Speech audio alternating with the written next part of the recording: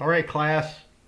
This is a presentation on logical fallacies, flaws in reasoning, sometimes done intentionally, oftentimes. So logical fallacies are flaws in reasoning that weaken arguments, and they appear everywhere. I mean, they're in advertising, conversations, politics, the news.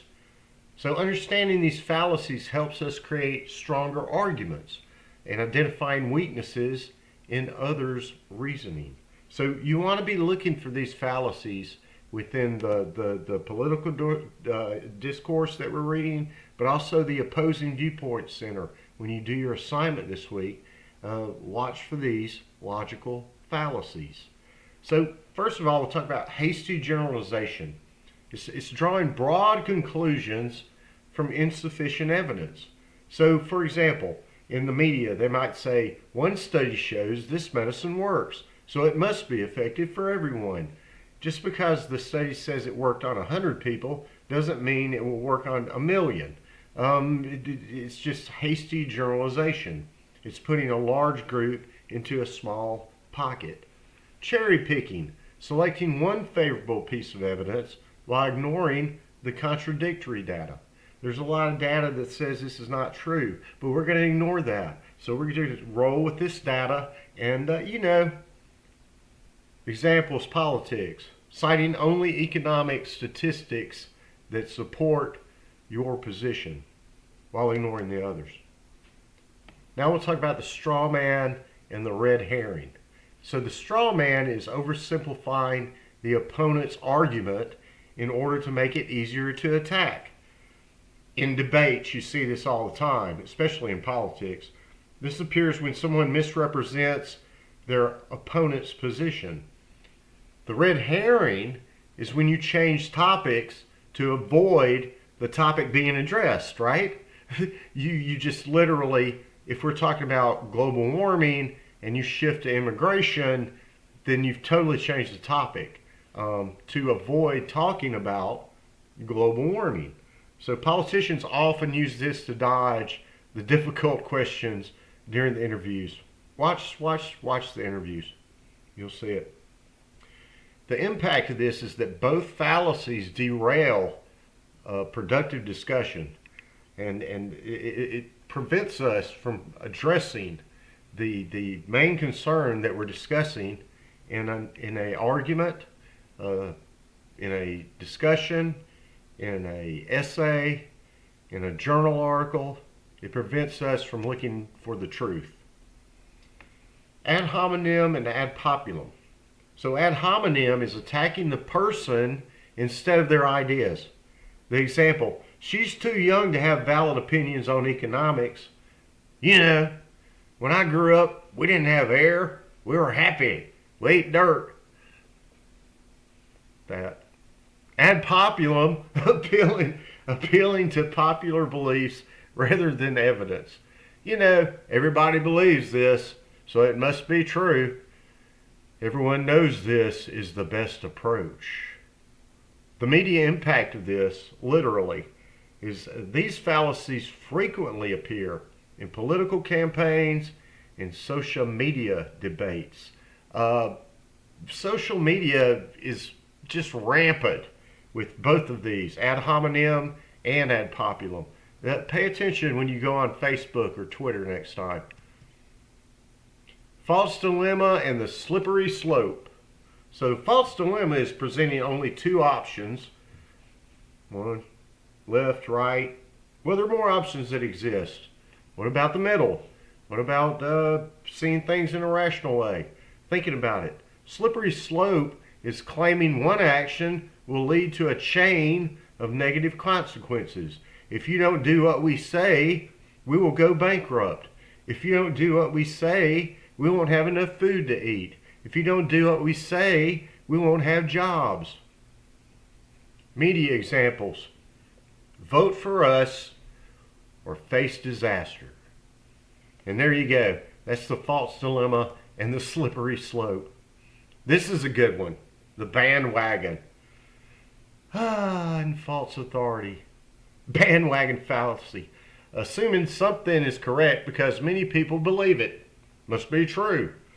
Common in advertising, millions of people can't be wrong. You know, when you were growing up, you remember your mom saying, well, if Timmy jumped off a bridge, would you do it too?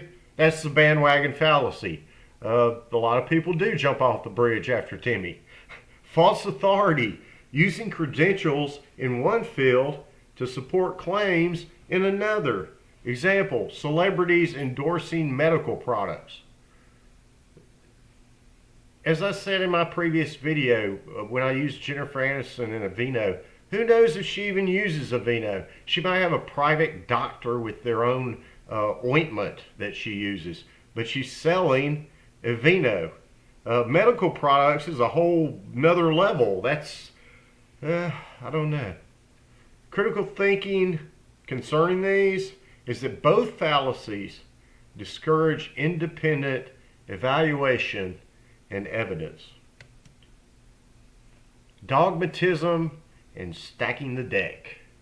So dogmatism is asserting truth without explanation or evidence. You say that something's true, you can't prove it, there's no evidence. Stacking the deck is using only one line of reasoning while ignoring counter evidence. You're just going to stick with your line of reasoning. You're not going to listen to counter evidence at all. See it all the time in politics. In political discourse, these fallacies limit meaningful debate on complex issues. And if we are educated, this is why we're in college, this is why we're in school, we can figure out things for ourselves. We don't have to be told exactly what's going on. The statistics are out there, the information is out there, it's open to the public. Let's go. As I said, the academic impact is that these kind of ideas undermine scholarly pursuit of balanced inquiry. Post hoc and begging the question. So post hoc is assuming that because B followed A caused B. Not necessarily true. Begging the question is assuming the conclusion without proving it. You just say something is true and don't prove that it's true, right? So the scientific impact of this is that these fallacies can lead to false correlations in research. In other words, people bend their research in order to try to meet the expectations of what will come. Media examples. So the news often implies causation between events without evidence. They just don't put the middle information there, right? Equivocation and non sequitur. So clear communication is the goal of logical discourse. Hopefully the articles that you choose, the people that you read, will be logical in their discourse. Logical connections that are made between the authors and the readers are required for sound arguments. We require evidence. We require support. We require the right to look at both sides.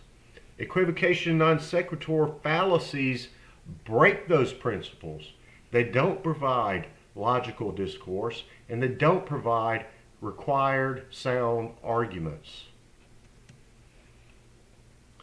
So how do we recognize and avoid these fallacies? First of all, you've got to identify them. I've just given you the list. Learn to recognize logical fallacies and arguments that you encounter, not just in this course, but every day, in your everyday life. It will prove valuable. Learn to recognize these fallacies in the readings that you encounter in the opposing research center. It's important. This will help you be a critical reader. Question the sources. When you spot fallacies, carefully examine the information presented. Who's the author? What's their credibility? Why are they writing this? Who's their target audience? These kind of questions, knowing the history behind the author, will help you judge if they are going to bring fallacies to the table or if they're going to bring evidence. Test your arguments, right? check your own reasoning against these fallacies as you draft your ideas. And then revise for clarity. If you find fallacies in your own work, revise it to strengthen your knowledge. So in this way, it ties back to the concept that understanding how to read and see fallacies helps us learn how to write and avoid using them. So this is a great lesson. Hopefully it helps you.